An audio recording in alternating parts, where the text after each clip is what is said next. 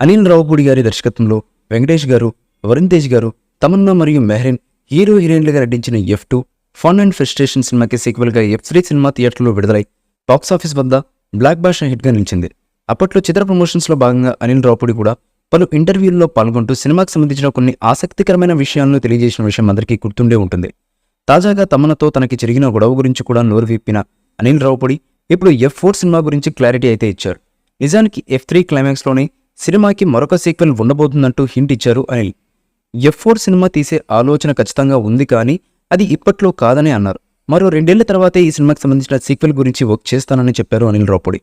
మరి అందులో కూడా నటీనటులు వాళ్లే ఉంటారా అనే ప్రశ్న అడగగా అది అప్పుడు మాత్రమే చెప్పగలమని, వెంకటేష్ మరియు వరుణ్ తేజ్ మాత్రం ఖచ్చితంగా ఉంటారని అనిల్ రావుపూడి అన్నారు.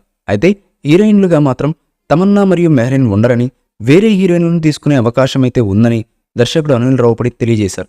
ఇదిలా ఉండగా బాలకృష్ణ గారు హీరోగా అనిల్ రావుపూడి డైరెక్షన్లో వచ్చిన మూవీ భగవంత్ కేసరి. ఈ మూవీలో శ్రీలీల కీలకమైన పాత్రలో నటించి మెప్పించింది.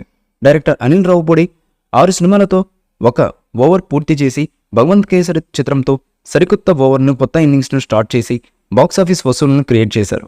దీంతో అనిల్ రావుపూడి తీయబోయే నెక్స్ట్ మూవీపై హైప్ విపరీతంగా పెరిగిపోయింది. అయితే F4 చిత్రంపై వస్తున్నటువంటి రూమర్స్పై నిజానిజాలు తెలియాలంటే అధికారిక ప్రకటన వచ్చేంత వరకు వెయిట్ చేయక తప్పదు. అనిల్ రావుపూడి ఇప్పుడు F4 సినిమా గురించి క్లారిటీ అయితే ఇచ్చారు. నిజానికి F3 క్లైమాక్స్లోనే సినిమాకి మరొక సీక్వెల్ ఉండబోతుందంటూ హింట్ ఇచ్చారు అనిల్. F4 సినిమా తీసే ఆలోచన ఖచ్చితంగా ఉంది, కానీ అది ఇప్పట్లో కాదని అన్నారు. మరో 2 ఏళ్ల తర్వాతే ఈ సినిమాకి సంబంధించిన సీక్వెల్ గురించి వర్క్ చేస్తానని చెప్పారు అనిల్ రావుపూడి. ఈ మూవీపై మీ అభిప్రాయాన్ని కామెంట్ బాక్స్లో తెలియజేయండి. ఈ వీడియో మీకు నచ్చితే లైక్ చేయండి, షేర్ చేయండి, కామెంట్ చేయండి. మరిన్ని అప్డేట్స్ కోసం మన ఛానల్ని సబ్స్క్రైబ్ చేయండి. అలాగే పక్కనే ఉన్న గంట సింబల్ని గట్టిగా టంగ్ టంగ్ అని కొట్టేసేయండి.